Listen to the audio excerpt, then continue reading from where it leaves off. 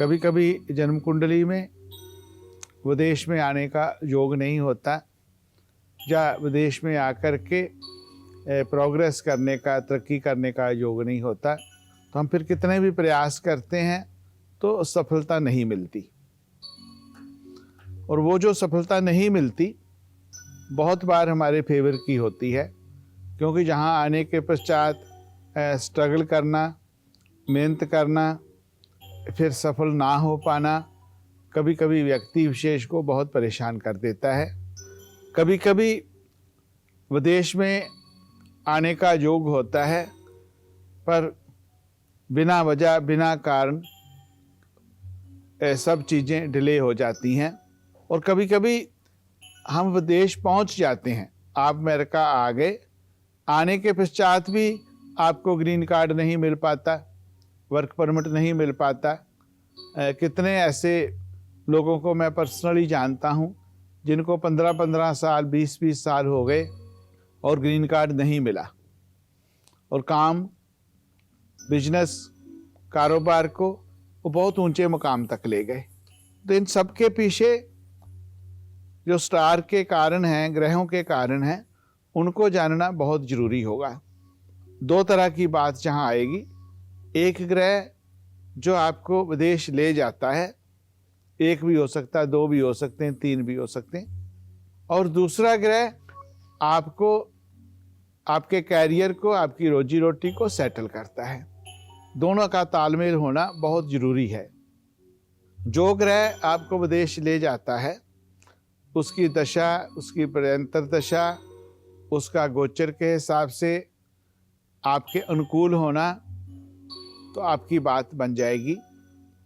अगर 100% नहीं अनुकूल है, 40% अनुकूल है, 30% आपकी फेवर में है, तो 70% उसको स्पिरिचुअली उपाय करके, दान पुण्य करके, प्रार्थना करके अपनी फेवर में लाया जा सकता है। और आप पहुंच गए तो फिर आपको रोजी रोटी में कैसे कामयाब हों। तो विदेश दोस्तों, हम रोजी रोटी के लिए तो आते ही हैं, पर जहां प्रोग्रेस करें, जहां आप अपना, अपने देश का, अपने माता पिता का नाम रोशन करें, जहां आने के पश्चात आप पर्सन से विशेष पर्सनैलिटी बने, जिससे आप अपना अच्छा कर पाएँ, अपने बच्चों का, अपने माता पिता का, अपने भाई बहनों का, अपने समाज का, अपने देश का। तो वहाँ भी सेटल होने में, जैसे तरक्की करने में बाधा है, तो उसके भी बहुत स्पिरिचुअली उपाय किए जा सकते हैं। स्पिरिचुअली अपर्णा जी, हमारे पास इतना है तो उसको इंक्रीज किया जा सकता है। दुख इतना है, कष्ट इतना है, उसको डिक्रीज किया जा सकता है, पर बिल्कुल उसको पैदा करना आपके भाग्य में नहीं है। वो बहुत ईश्वर की कृपा हो, भगवान की कृपा हो, उसको भी किया जा सकता है। उसके लिए आपको साधना में रत होना बहुत ज़रूरी होता है।